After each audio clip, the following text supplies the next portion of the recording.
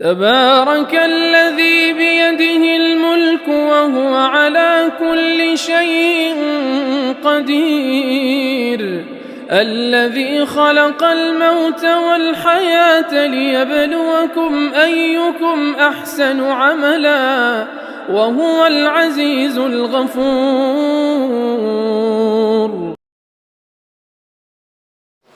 بسم الله الرحمن الرحيم. الحمد لله رب العالمين والصلاة والسلام على سيد المرسلين وعلى آله وأصحابه أجمعين. اما بعد، مقالے کا عنوان ہے تعارض ادلہ اور امام العصر حضرت علامہ محمد انور شاہ کشمیری رحمۃ اللہ علیہ کی تطبیقی بصیرت.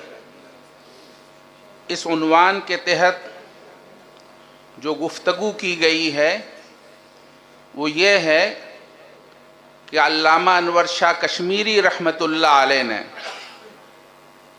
احادیث کے درمیان جو تعارض نظر آتا ہے اس کو کس طرح سے حل کیا جائے.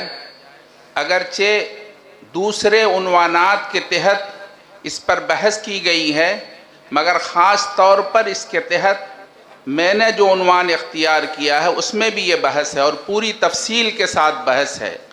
لیکن چونکہ ٹائم اور وقت اجازت نہیں دیتا، مجھے کہنا یہ ہے اللہ تبارک و تعالی نے حضرت کو اس بصیرت کے ذریعے سے اس موضوع میں ان کو مجدد بنا دیا ہے.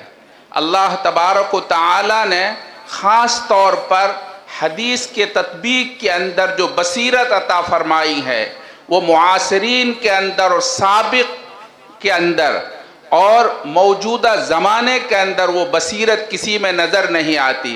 اللہ تبارک و تعالی نے حضرت علامہ ابن الحمام رحمۃ اللہ علیہ نے جو کچھ پیش کیا تھا، حضرت علامہ محمد انور شاہ کشمیری رحمۃ اللہ علیہ نے ان کو اپنے زمانے کے اندر بہت اچھی طرح سے روشن کیا ہے. اللہ تبارک و تعالی ہم سب کو مستفید ہونے کی توفیق نصیب فرمائے. وآخر دعوانا ان الحمد للہ رب